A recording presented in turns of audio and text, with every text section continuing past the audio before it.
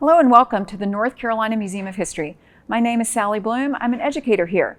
Today I'm at History in Every Direction, the Tar Heel Junior Historian Association Discovery Gallery. Junior historians are 4th through 12th graders all across our state who, with their clubs, research local history and do projects on them. Let's go inside and take a look.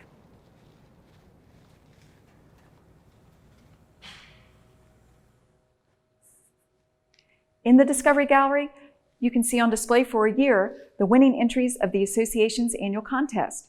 And on the wall behind me, you can see a photo of Old Baldy, which is one of North Carolina's 7 standing lighthouses. It's on Bald Head Island off the coast. Today, I'm going to share with you a story about lighthouses.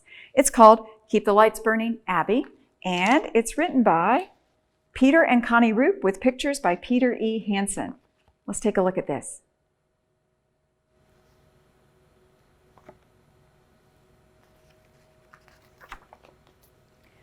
Abbie looked out the lighthouse window. Waves washed up on the rocks below. Out at sea, a ship sailed safely by. Will you sail to town today, Papa? Abbie asked. Yes, Captain Burgess answered. Mama needs medicine. The lights need oil. We need food. The weather is good now, so it's safe to go out and puffin'. But what if you don't get back today? Asked Abbie. Who will take care of the lights? Papa smiled. You will, Abbie. Oh, no, Papa, said Abbie. I've never done it alone. You've trimmed the wicks before, said Papa. You've cleaned the lamps and put in the oil. Mama is too sick to do it. Your sisters are too little. You must keep the lights burning, Abbie. Many ships count on our lighthouses. Abbie followed Papa down the steps. Another day she would have raced. This morning, her legs felt too heavy to run. She and Papa walked down to the shore. Their little boat, Puffin, pulled on its rope. Captain Burgess jumped into the boat. He raised the sail. Puffin moved away from the shore. Keep the lights burning, Abbie, her father called. I will, Papa, Abbie cried, but the wind carried off her words. Abbie watched Puffin slide out to sea. Far away, she could see Matinicus Island.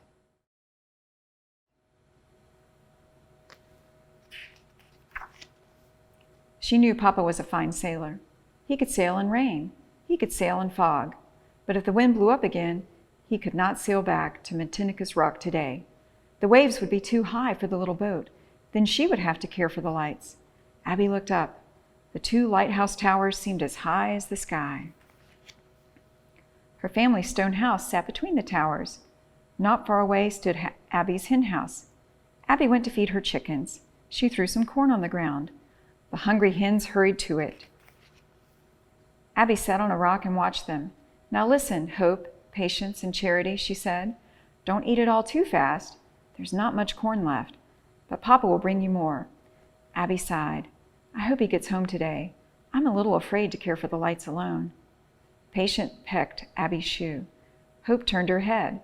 Charity ruffled her feathers. Abbie laughed. You 3 always make me feel better. Abbie walked to the house. Esther opened the door. When is Papa coming back? She asked. This afternoon, said Abbie. What if another storm comes? Asked Mahala. Don't worry, Abbie told her. Papa will come back as soon as he can. You 2 run and get the eggs. How's Mama?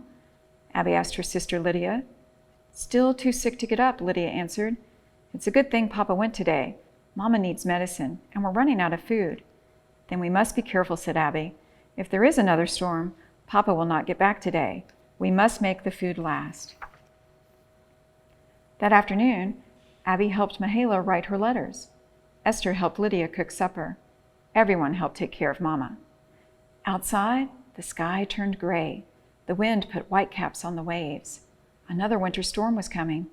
When the sun went down, Abbie put on her coat. She had to light the lamps.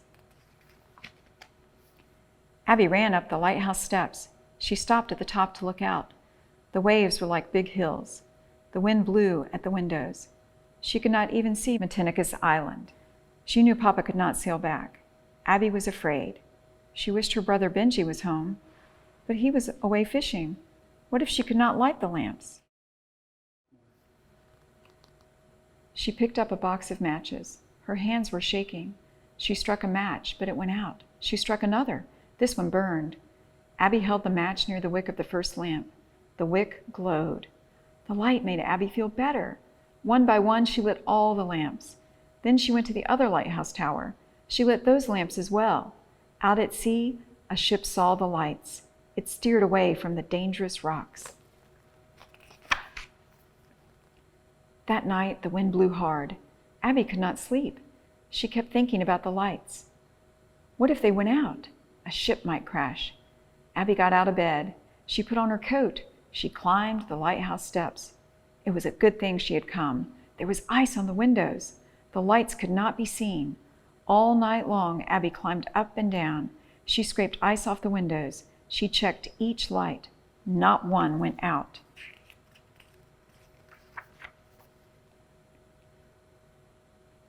In the morning, the wind still blew. Waves rolled across Matinicus Rock. Abbie blew out each light. She trimmed each wick. She cleaned each lamp.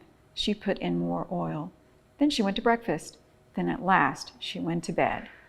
For over a week, the wind and rain roared. For a while, the family had to move into one of the strong towers. One morning, water ran under the door. "My chickens," Abbie cried. "They will be washed away." "Don't go outside," said Lydia. "You will be washed away too." Abbie picked up a basket. "I go outside every night," she said. "I haven't been washed away yet." She opened the door. Water splashed into the room. Abbie ran out into the rain. She waded to the hen house. She put Patience under one arm. She pushed Hope and Charity into the basket. Then she heard another big wave coming. It sounded like a train. Abbie raced to the tower. "Open the door," she yelled. Lydia opened the door. Abbie ran inside. "Oh, look," Mahala cried. "Look there. The sea is coming." The wave crashed over Matinicus Rock. It washed away the hen house. The girls pushed the door shut. Then the wave hit it. Abbie felt the lighthouse shake. She was shaking too. They had shut the door just in time. Day after day, it snowed or rained. Abbie wished it would stop. She was tired of the wind. She was tired of the waves. She was tired of climbing the lighthouse steps. And she was tired of eggs. The only thing left to eat was eggs, and Abbie was sick of them. Then one morning, the waves seemed smaller. The sky was not so black. The wind did not blow so hard.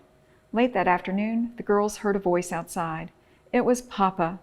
They ran to help him carry in the boxes. There was medicine for Mama. There was oil for the lamps. There was mail, and there was food. And there was corn for Abbie's chickens. "I was afraid for you," said Papa. "Every night I watched for the lights. Every night I saw them. Then I knew you were all right." Abbie smiled. "I kept the lights burning, Papa."